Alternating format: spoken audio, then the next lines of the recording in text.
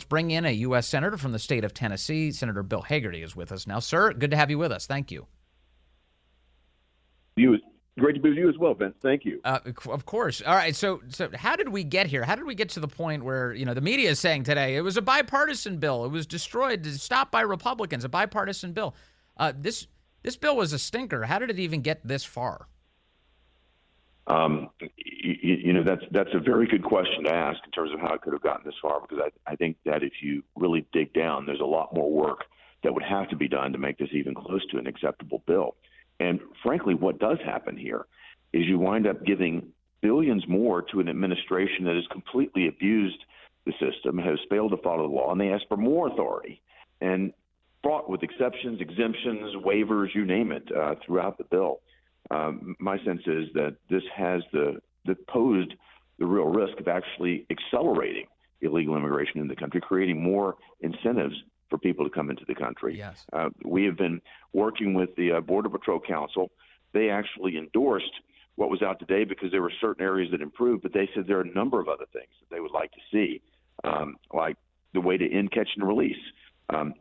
What this bill proposes is that they would just detain single adults and families and put them into what they call non-custodial detention. You know what that is? That sounds like one of these Orwellian terms you only hear in Washington, Vince. Non-custodial detention. If I were a kid in detention hall, I'd love not to have a custodian, right? Yes. It's ridiculous. That means you're not in detention. That's a euphemism for catch and release. Exactly. That's what all it is catch and release under another name. Putting a cap on parole would be a real game changer for the guys at the Border Patrol. They've given us several things that they would like to see that would actually really help make the border secure, and that's what we want to see, is a secure border, not a promise from the Biden administration that maybe they might, and that they wouldn't exercise waivers and exclusions. We need something that's airtight, that will force Joe Biden's hand to enforce the law. And the legislation also provided foreign nationals for more protections if they bring children into our country, which is another way of saying that it would enhance, unfortunately, child trafficking, which is a terrible outcome from a piece of legislation like this. You're exactly right, Vince. And something like this that is negotiated under the confidential environment that it was, it needs a lot more work. And as it's seen the light of day, very quickly it became very obvious that this was not going to work. We had leaks of what might be in it, et cetera, et cetera. Yes. But when it hit the streets, it was clear that this bill is not where it needs to be. Well, I'm glad people read it. How is it that you get a bill that's this big, though? It's nearly $120 billion in expenditures. It's devastating to America's sovereignty. How do they put up a bill like this and then on Sunday night with an expectation that you would read it all and then vote by Wednesday? That's absurd. Well, it is absurd, Vince, but that's actually the way things have worked here for some time. It's not unusual for Chuck Schumer to pop an omnibus bill on you with 4,000 pages in it, and we're going to vote on that in 30 hours from now. So this is legislative malpractice. I don't know how to call it anything else. This is, a huge reason why we need to take control of the Senate. Yeah. This needs to change. One of the reasons why all of these issues were lumped together, Republicans were hoping to use the desire to send Ukraine more money as leverage to actually get our border under control. What do you, Senator Bill Hagerty, think that we should do going forward? What should lawmakers do? Should all of these things be considered individually, or should some of the priorities continue to be used as leverage to get our border under control? Well, I think we heard loud and clear, and we continue to hear this, Vince. I just went over polling data from my home state. Immigration is the number one issue on the American public's mind right now. This is a invasion, a catastrophe. This is something that is got to be addressed. And if you think about the national security risk, this is under the guise of a national security supplemental bill. The greatest national security risk we have is at our southern border right now. So I don't see how you address national security in America without dealing with the fact that we have an open border. We know, people on the terrorist watch list, some of them are apprehended, others we don't know. But I can assure you, the, quote, high-value cargo that these coyotes take, they've got ways to get that in here without our Border Patrol folks knowing about that. So I don't know. I think none of us have any idea what kind of risk we're facing right now. But I think you heard, in a most concerning way, Chris Wray, the FBI director, say that the threats and the signs of threats around the country are lighting up like a Christmas tree right now. It's worse than ever in terms of concerns and issues in our homeland about terrorist threats here. So it's got to be dealt with. The American public expects us to do that. And it's evident to the American public, as you've noted. All the polling now indicates that immigration, which is another way of saying our open border, is the number one issue across the country, followed closely by the state of our economy, where people are poorer under Biden than they were under Trump. As a result of all of this, given that it's a campaign year, Joe Biden, Chuck Schumer, and all of these Democrats are desperately trying to transfer blame for the border crisis onto Republicans right now. This is the entire game that's being played.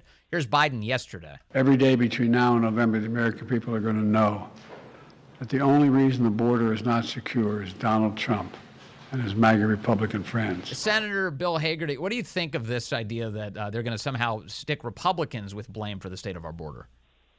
You know, Vince, in 2021, they said there was no border crisis. In 2022, the border is secure. 2023, Secretary Mayorkas, yes, there is no crisis. The border is secure. Suddenly, in an election year, the border is insecure. Now it's the Republicans' fault. This is preposterous. Again, another Orwellian, litany of lies that are coming out of the Biden administration. Yeah.